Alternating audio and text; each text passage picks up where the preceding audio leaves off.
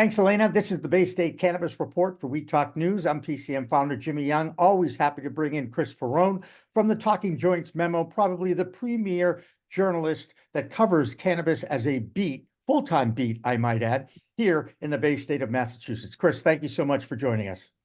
Thanks for having me, Jimmy. Let's do it. Never a dull moment in the Bay State. Certainly a lot of different things happening. I think the biggest one, let's start with another case of bribery in small towns. And in Medford, Somerville, right? They're both kind of. Well, it's a Somerville attorney getting busted in Medford. There you go. You know, and Tufts, I went to Tufts, which is in both Medford and Somerville. So, yeah. You know, it's okay. When we say busted, he tried to bribe somebody and didn't learn from the guy in Fall River, Jasil Correa, about doing that. It's just not a smart business practice, is it? No, and it's not. And I should say, you know, Sean O'Donovan, of course, is appealing his ruling. Judge has said that's not going to mean you don't go to jail right away. So I think he's going for 2 years. And yeah, I mean, I think, Jimmy, like I said, this is something that people think is happening in every municipality across the state. It's not that everything's on the up and up, but this is kind of like legitimate, you know, a police chief there was an attempted bribery and it didn't go down. And this is the result of that. So I think Sean O'Donovan, by the way, for those who haven't been following, was an elected official himself in Somerville. He's also one of the past cronies of Joe Curtatone. I really recommend Gin Doomchus's piece for Commonwealth Beacon about, you know, the 10,000 word piece on this whole ordeal. But long story short, yeah, he went down, and it's sad because it really, you know, Somerville's the place that was late to have dispensaries. Medford hasn't exactly been the most efficient, and now we see this kind of stuff gums up the system. Right. And speaking of the system, because there always seems to be business associations forming in different industries. Now we find out that there's a new cannabis trade association, and a lot of multi-state operators are involved with this one. What do you know about that new trade association? What happens to the old one? You know, usually I get a little jealous when other outlets find out about something, but I got to tell people in the cannabis community, if you're learning about something through outlets like the Boston Globe that don't typically cover cannabis, there's a reason. The story has been seeded. Now, I don't know anything about this trade association yet. I'll be looking into them, not necessarily investigatively. I'm just kind of curious, but I know there are MSOs involved. I'll also say this. Generally speaking, when it comes to cannabis trade associations in Massachusetts, it's the place I'm most familiar with, I don't see big trade associations working for everyone anymore. There are different issues where I don't see a lot of these places ever being able to agree. Radiation is a good example. This is something we're going to be looking into. I don't want to get into it, but you're never going to get the outdoor places to agree with the indoor place, with indoor growers. So I think that you're going to see ultimately more small niche trade associations, edibles. You're going to see hemp drinks, people really campaigning for their specific issues. Certainly we've seen delivery operators. Now they don't necessarily have their own trade association. I could be wrong. They could have something small, but that's what you're going to see. You can see people rallying around small specific causes, because otherwise the waters are just too muddy. There's not that much common ground between what I think a lot of the big companies want, a lot of the small ones. And I will say with this new trade association, what we've seen is, you know, they're making a call for people to pay their invoices. And yes, that's a very important issue. I can see why people would sign on for that. It's also something the Cannabis Control Commission is on top of. I believe them. They're looking at what the Alcohol Beverage Commission does, the ABCC does, which is basically has a list of people who don't pay their bills. And if you're on that list, you have to pay cash. Gotcha. And lastly, and this is a deep one, because I'll never forget 5 years ago when I started my podcast In the Weeds, I had to make that distinction between the hemp plant and the cannabis THC plant that everybody wants to refer to as marijuana. I don't like to use the marijuana word. However, in this case, it does help to differentiate these two worlds. There are two different businesses out there dealing with the same plant, but one, of course, is on the synthetic side, if you will. And that therein lies, I think, the line in the sand. What are we going to see is hemp going to be regulated like cannabis THC? That's the question. I mean, really, it goes state by state. And in Massachusetts, the reason we did a Talking Joints Memo is a big 5-part series that came out this week. I encourage anyone to check it out. Way more than we could get into here. But yeah, I mean, Massachusetts is going to have to do something. Well, not necessarily have to, but every state has the choice because there is the 2018 federal farm bill that governs this stuff. Every state can look the other way, or they can manage it a little bit. New York actually came in last year and said, "Hey, we want to regulate this," and the court said, "No, you had your chance. It's too late.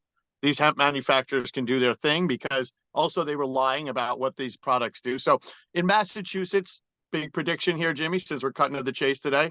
Yeah. I think we're going to see basically a regulation that says the hemp drinks can continue in liquor stores up to 5 milligrams.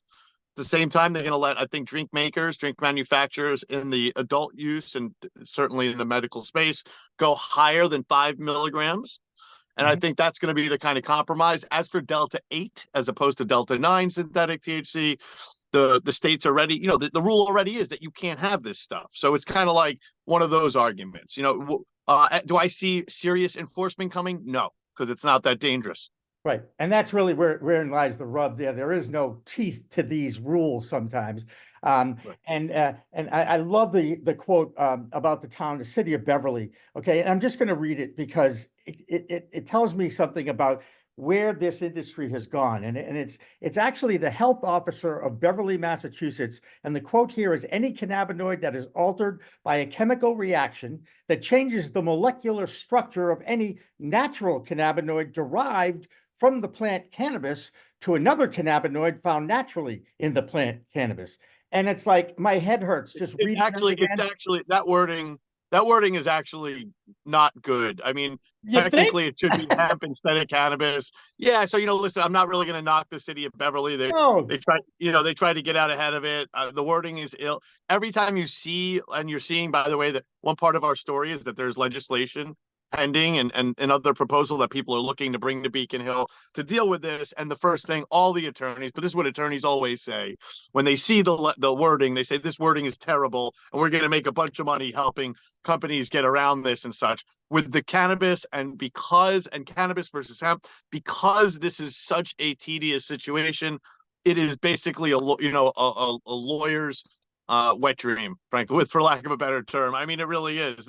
This is but we're going to see some stuff in the action in the Commonwealth. Those who want to see action already in the past week alone, and we cover some of this, Georgia, New York, Florida, they're trying to ban as of 2 days ago. We had to get this series out because it's changing every second. Read it this week because it's obsolete in 2 months. There'll be parts that we could go back to, the factual basis, but man, this is a moving situation. And I've read it, at least the first part. I thought it was outstanding. I think you already deserve an award anyway. But in this particular case, it's good reading. But it shows more than anything else how confusing the industry has become. It's like, does the stuff get you high or doesn't it? Right? I mean, that's what it was 30, 40 years ago, right? I mean, it's really the whole thing. Honestly, it is like waking up in an unbelievable in the upside down where yes is no and no is yes, and hemp gets you high. Who would have thought? So it really, it's one of those interesting stories where I don't, unless you want to blame Mitch McConnell, who helped, we always want to blame Mitch McConnell, of course, right. But the truth, unless you want to blame the even people like him who did not have this in their intention,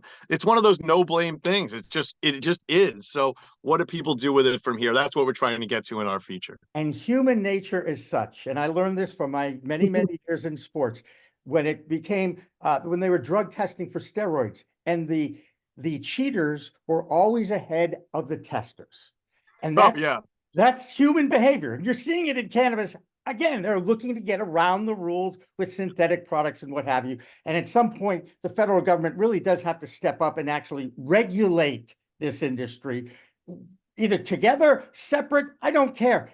They need leadership at the federal level right now, and they're just not getting it. And we don't need to. I am not getting into politics today, Chris. No, I'll just say there's also this ethical conundrum because, a lot of cannabis industry is built on the idea that prohibition was bad, and that and I don't disagree with that, and that people who are impacted the most by prohibition should have, get access to licenses, and of course I don't disagree with that either.